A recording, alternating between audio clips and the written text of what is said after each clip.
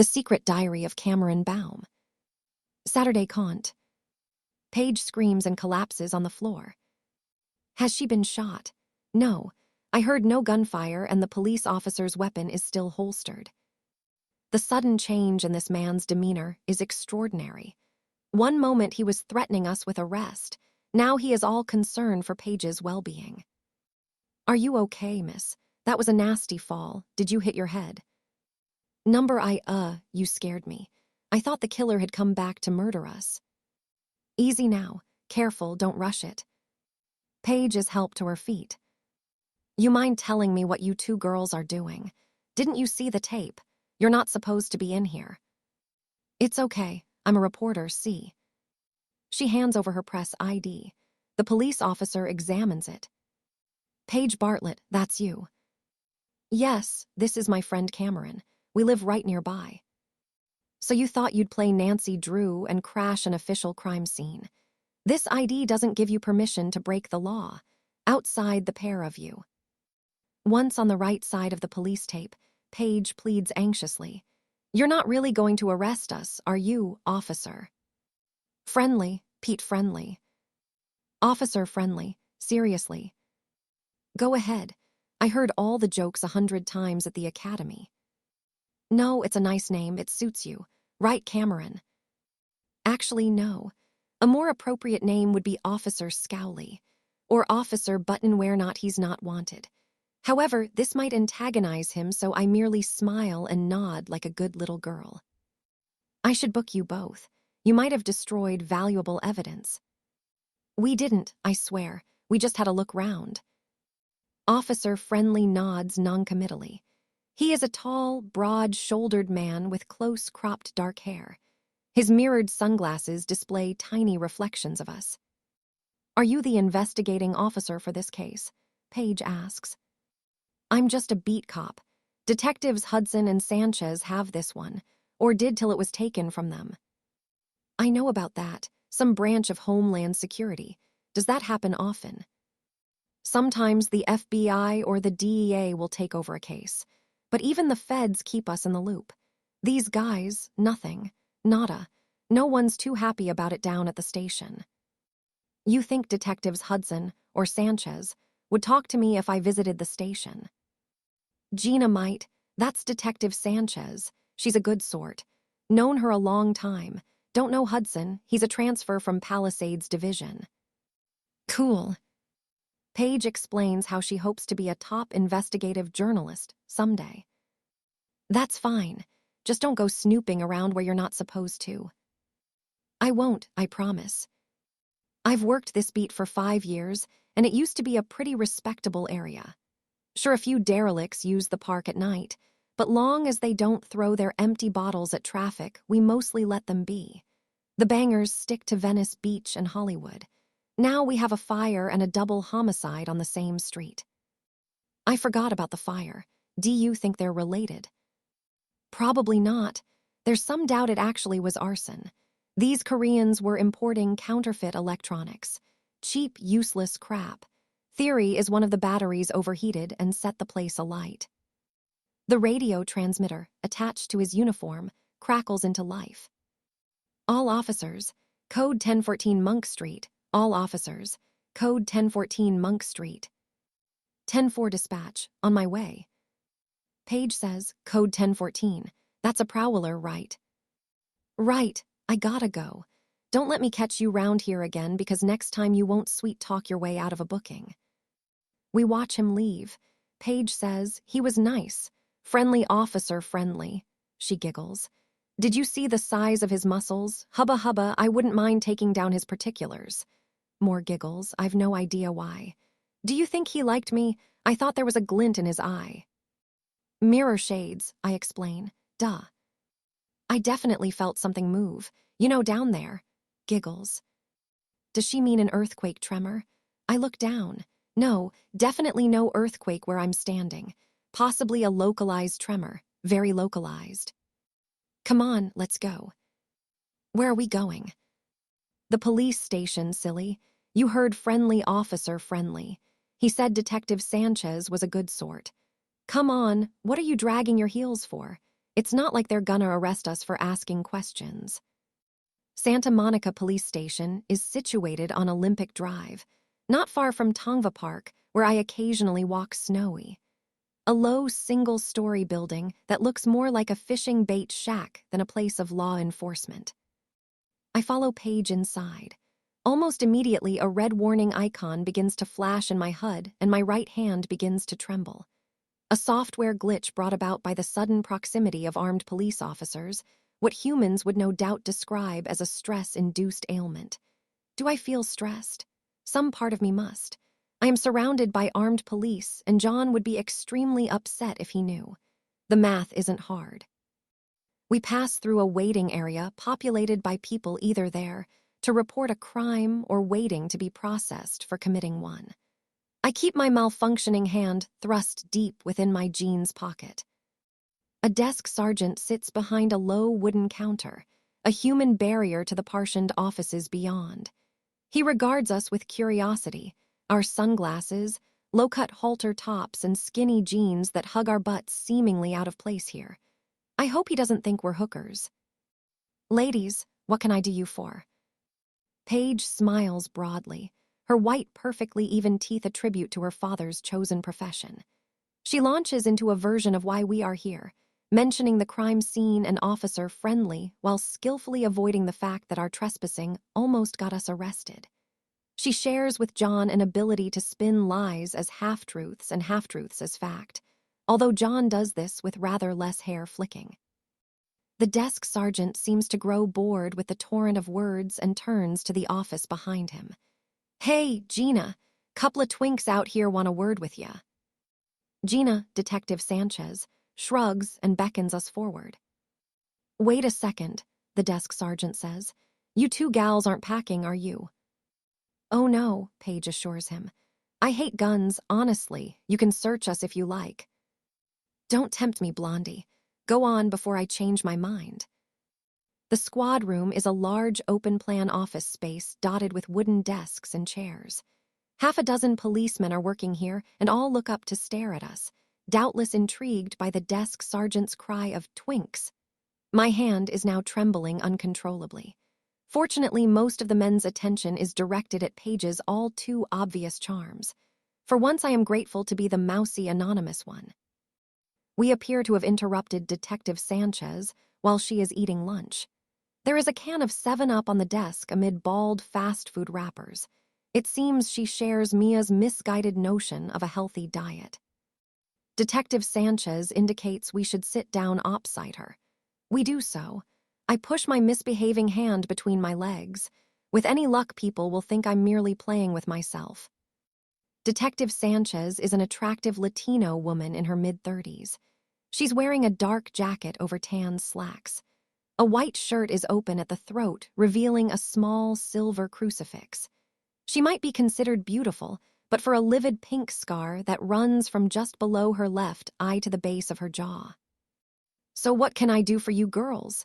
She asks pleasantly, tilting back slightly in her chair. An innocuous motion that nevertheless reveals the leather gun holster under her jacket. I am now literally sitting on my hand. Paige goes into the same spiel that captivated the desk sergeant. This time she is stopped mid-flow. Maybe she should have flicked her hair more. Wait, are you saying you have information about the double homicide? Oh no, I'm a reporter from the Times. She hands over her press ID. This says you're an intern. Paige smiles, seemingly unabashed her bluff has been called. Well, yeah, technically, but I want to be an investigative journalist someday, and I live nearby, so I thought this'd be as good a place to start as any. I admire your keenness, but you should know it's no longer our case. I know. How bummed were you to have it taken away like that? It's never a pleasant experience, and I really shouldn't be talking to you. Come on, who's gonna know? I'm an intern. They won't publish what I write. I make coffee. Badly. And you'll be an unnamed source. Cross my little old heart. You're very pushy. Anyone ever tell you that? All the time. It's practically a mantra. Detective Sanchez smiles. It makes her scar stretch like an angry pinkworm. Okay, what do you want to know? Did the witness give you a description of the killer? He gave us a description of a woman he met at the scene. He claims he didn't see the actual murder because it was too dark. And you believe him? A shrug. We barely had time to interview before they took him away. Is he still in custody? I've been calling his number and he never answers. No idea. What was the description? White female, aged 18 to 25, average height, weight approximately 110, dark hair, no distinguishing marks or tattoos. Said her name was Allison, though most likely that's false. It was true once, and will be again, in time. She sounds like half my home ec class. Like I said, we'd hardly begun. What about the victims? Matarazzo was a piece of work, links to organized crime, in and out of the system his whole life. 3 years ago, he served time for beating up a hooker so bad she almost lost an eye.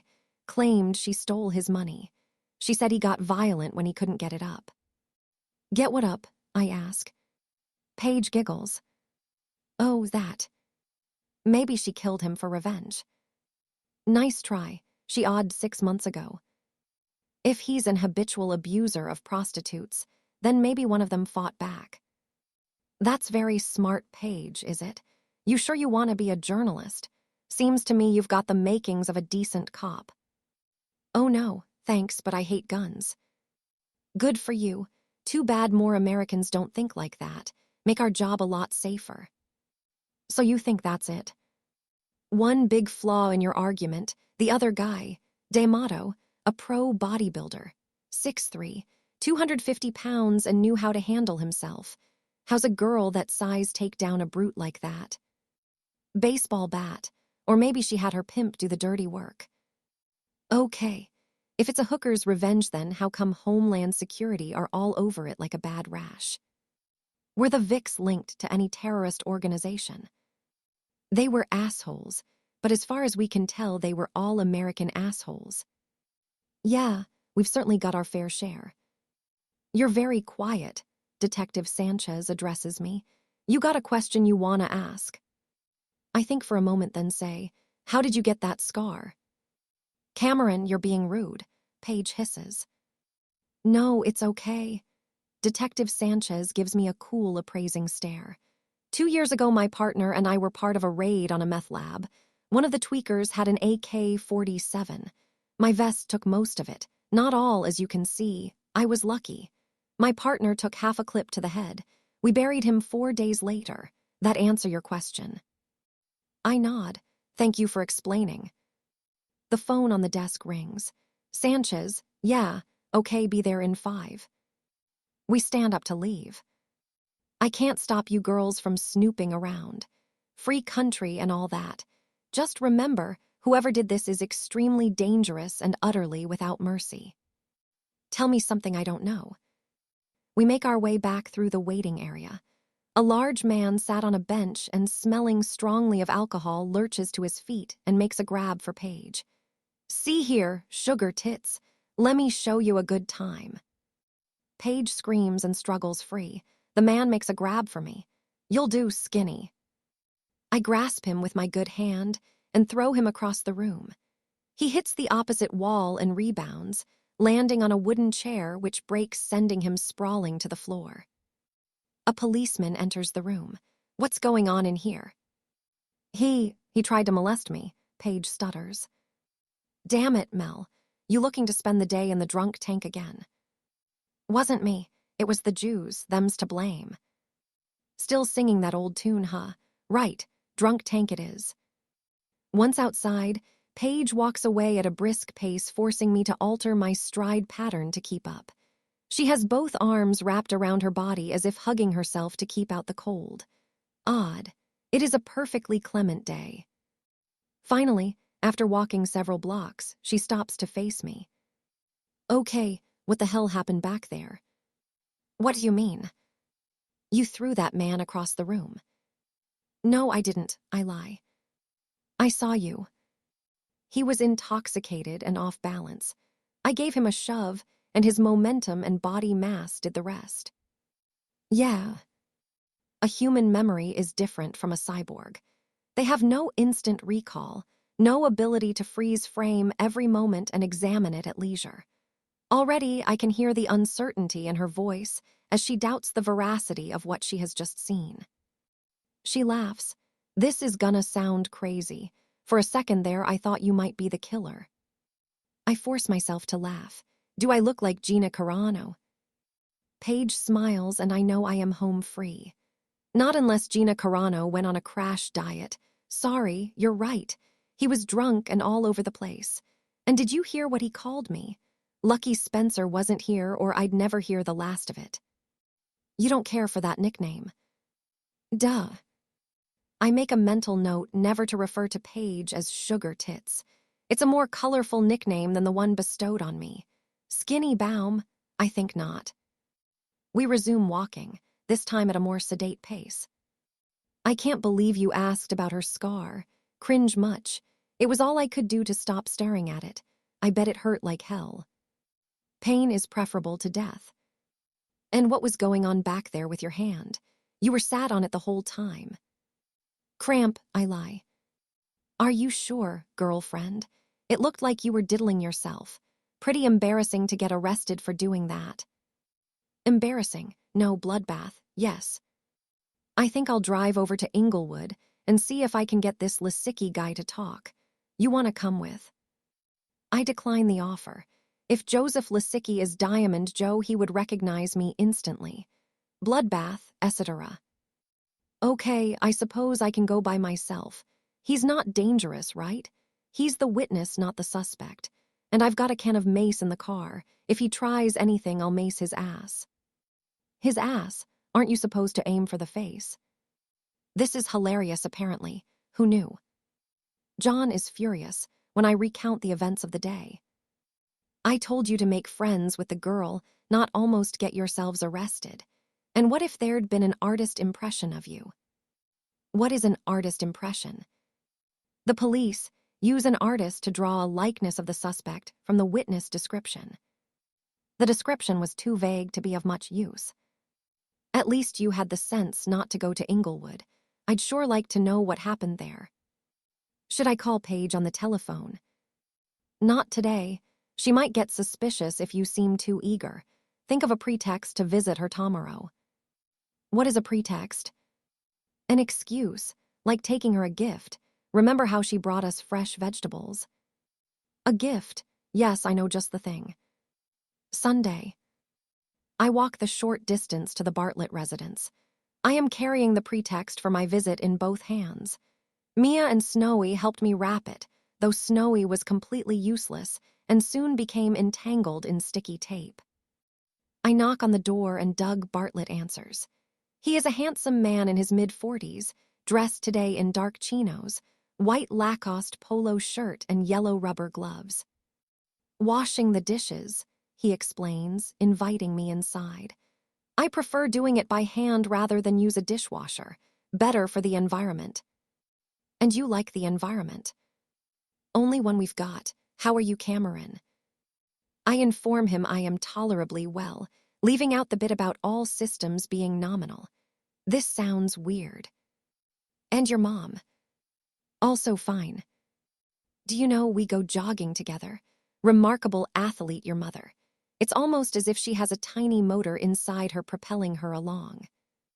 Ricardo. And how's your stepsister? Also fine.